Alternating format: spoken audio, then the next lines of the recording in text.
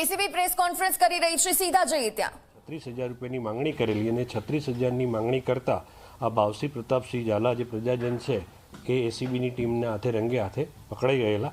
ત્યારબાદ એમને પકડાતા જે આ અમિત કુમાર આનંદ નાવ ડોગરે છે, જે અત્યારે chief of fire officer Ahmedabad છે, એમની સાથે એ વાતનું સમર્થન માટે કરતાં એમને હેતુલક્ષી વાત કરતાં એ પણ એમનું સંડોવણી ધ્યાને આવતા આ બંને આરોપીઓને એસીબી વડોદરાની ટીમ દ્વારા એ દિવસે અટક કરવામાં આવેલા છે અને આજની તારીખમાં 31 અટક કરી અને આગળની કાયદેસરની કાર્યવાહી શરૂ કરવામાં આવેલ છે.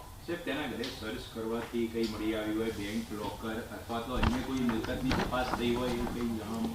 હા, એ બંને જગ્યાએ કે જે આ ડોંગરે છે એમના ત્યાં અને ઝાલાના ત્યાં અમારી ટીમો દ્વારા ત્યાં એમનું ત્યાં રેડ કરી અને ડોંગરેના ઘરેથી કુલ 1,10,000 રોકડ અમને મળેલ છે અને જે આ પ્રજાજન છે ઝાલા એના ત્યાંથી કોઈ રોકડ મળેલ નથી, પણ એના ઘરની ને બધી સર્ચ યાદીના આધારે જે આગળની તપાસ છે એમાં બેંક લોકરની તપાસ છે એ આગળની તપાસ અમારા નાયબ નિયામક અમદાવાદ શહેરના માર્ગદર્શન હેઠળ, મેવાડા સાહેબના માર્ગદર્શન હેઠળ એમના પીઆઈ વાળા સાહેબ કરી રહ્યા છે. એ આગળમાં બેંક લોકરની એની કાર્યવાહી કરશે. એસીબીના આગળની તપાસ અમારા નાયબ નિયામક અમદાવાદ શહેરના કરી રહ્યા છે, આપને અવશ્ય કહેશે. સર, હવે કઈ રીતની કાર્યવાહી કરવામાં આવશે? કારણ કે અત્યાર સુધીમાં પોતે જે પોતાનો કાર્યકાળ લગભગ 1-1.5 વર્ષથી વધારે રહેલો છે અમદાવાદ શહેરની અંદર, અત્યાર સુધીમાં કેટલી એનઓસીઓ આપી છે, કઈ રીતે આપી છે, એની તપાસ એસીબી કરશે અથવા તો સંલગ્ન કોઈ વિભાગને જાણ કરવામાં આવશે કે કેમ? એસીબી આ બાબતની કાર્યવાહી કરવા માટે અમદાવાદ મહાનગરપાલિકાનો સંપર્ક કરી જેટલી ફાયર એનઓસી અમિત ડોંગરેના કાર્યકાળ દરમિયાન અપાઈ છે એ બધાની તપાસ કરવામાં આવશે. એમાં કોઈ જો ભ્રષ્ટ વહીવટ થયો છે તો એ દિશામાં તપાસ થશે.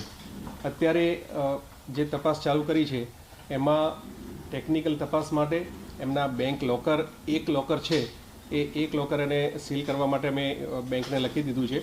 બાકી એ બાકીના 3 અલગ અલગ જગ્યાએ એકાઉન્ટ્સ ધરાવે છે, એ એકાઉન્ટ્સને પણ ફ્રીજ રાખવા માટે અને કોઈ જાણ કરી અને પછી એમાં ઉપાડ થાય એ બાબતની કાર્યવાહી કરાવીએ છીએ. 7 દિવસના રિમાન્ડ માગવા માટે આજે આરોપીને નામદાર કોર્ટ સમક્ષ રજૂ કરવામાં આવશે. ટેકનિકલ તપાસ સૌથી વધારે એમાં મહત્ત્વની છે, કારણ કે બેનામી સંપત્તિઓ ધારણ કરી હશે તો એ પણ ટેકનિકલ ટ્રેલના આધારે ક્લિયર થશે. કાર્યકાળ દરમિયાન કેટલા ફાયર ફટાકડાની દુકાનો છે કે જેમને એનઓસી અને મંજૂરી મળી? અમદાવાદ મહાનગરપાલિકાનો સંપર્ક કરી એ બધી વિગતો મેળવાશે.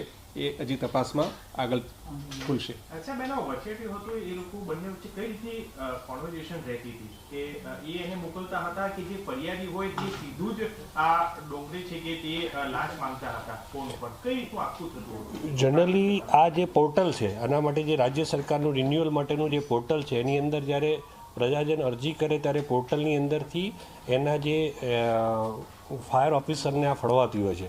પછી ફાયર ઓફિસર એ જગ્યાની વિઝિટ કરી અને એનું પોર્ટલ ઉપર ચડાવતા હોય છે. ત્યારે અંતે પોર્ટલ ઉપર ચડી ગયા પછી એ આખું જે છે આ ડોંગરેના જોડે આવે છે ને ડોંગરે જોડે જ્યારે આવે છે ત્યારે વચેટિયા જે આ ઝાલા છે એ એમના સંપર્કથી જો એની અંદર જે કોઈ લાંચની જે માગણી થતી હોય એ પ્રમાણે એમનો વ્યવહાર સંતોષાવે તો આગળની કાર્યવાહી કરતા હતા. એ પ્રકારની માહિતીના આધારે આ કેસ કરવામાં આવે. સાહેબ, આ પ્રતિ એનઓસી દીઠ 6,000 નક્કી કર્યા હતા અત્યાર સુધી જેટલી બી એનઓસી આપી હશે એમાં, કે જે તે જગ્યા પ્લેસ નક્કી કર્યા પછી લાંચની રકમ નક્કી થતી? અત્યારે આ કેસમાં તો 6,000 રૂપિયાના દરથી અમને જાણવા મળે છે, પણ એ આગળની તપાસમાં વધુ માહિતી જાણવા મળશે. સાહેબ, એના વિરુદ્ધમાં એસીબીમાં કોઈ અત્યાર સુધીમાં અરજી આવી ચૂકી છે ખરી? આ બંને કોઈ બી વચેટીઓ છે કે અથવા ચીફ ફાયર ઓફિસર વિરુદ્ધમાં? અમિત ડોંગરે 2 વર્ષથી જ અમદાવાદ મહાનગરપાલિકામાં જોડાયેલ છે, હજુ પ્રોબેશન ઉપર હતા. આ સિવાય એમણે રિજનલ ફાયર સર્વિસીસમાં નોકરી કરેલી છે. રિજનલ ફાયર સર્વિસીસને આ ફાયર સર્વિસીસ માટેની એનઓસી આપવાનું કામ છે એ જ્યારથી ડીસાની ઘટના બની છે ત્યારબાદ આ બધી એક્ટિવિટી વધારે અમલમાં આવી છે અને લોકોની સુરક્ષા માટે આ જરૂરી પણ છે. તો જ્યારથી એમણે ચાર્જ સંભાળેલો ત્યારથી આ બધી એક્ટિવિટી બહુ વધારે પ્રમાણમાં ફૂલી ફાલી નહોતી, પણ જ્યારથી ઓનલાઈન પોર્ટલ શરૂ થયું ત્યારથી એમણે પોતે સંપર્ક કરવાને બદલે વચેટિયાઓ દ્વારા સંપર્ક કરવાની આખી પદ્ધતિ અપનાવેલી છે.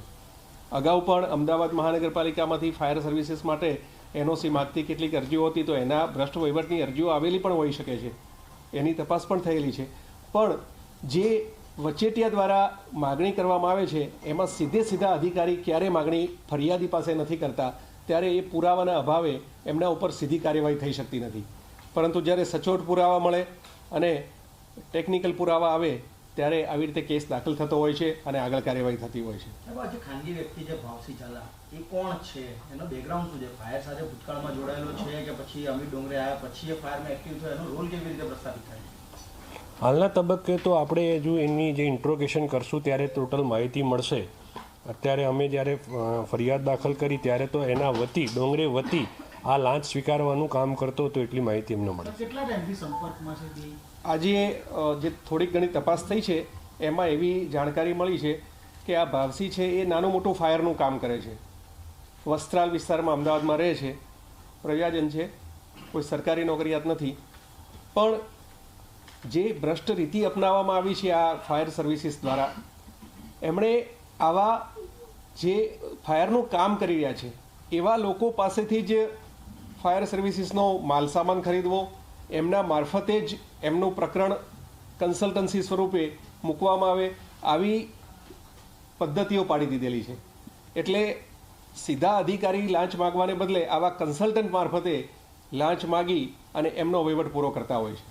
સાહેબ, અને ખાનગી ફાયર સેફ્ટીની દુકાન કે ઓફિસ કે એવું કંઈ છે આ ઝાલાનું, એ કેવી રીતે આ બધા નીતિ નિયમો અથવા તો કેવી રીતે આખી પ્રોસિજર પૂરી કરાવશો? એ તપાસનો વિષય છે. હજુ તપાસ એક દિવસ પણ પૂરો થયો નથી. એ ધીમે ધીમે તપાસમાં બધી વિગતો બહાર આવશે. અમિત ડોંગરેનો પગાર કેટલો છે સાહેબ, અને આ જે 36,000 માંથી તેને કેટલા મળવાના હતા? એ તપાસનો વિષય છે. હજુ ઘણી બધી તપાસ બાકી છે. સર, હવે આ જે ચીફ ફાયર ઓફિસર તો પકડાય છે, જે અલગ અલગ ફાયર સ્ટેશનના ડિવિઝનલ ઓફિસર છે, એનઓસી આપવા માટે એમનો કોઈ રોલ હોય છે, અથવા તો આપણે એ પણ તપાસ કરીશું કે એમના જે તે વિસ્તારની અંદર પર્ટિક્યુલર એમના દ્વારા કોઈ જગ્યાએ ભ્રષ્ટાચાર આચરવામાં આવ્યો હોય?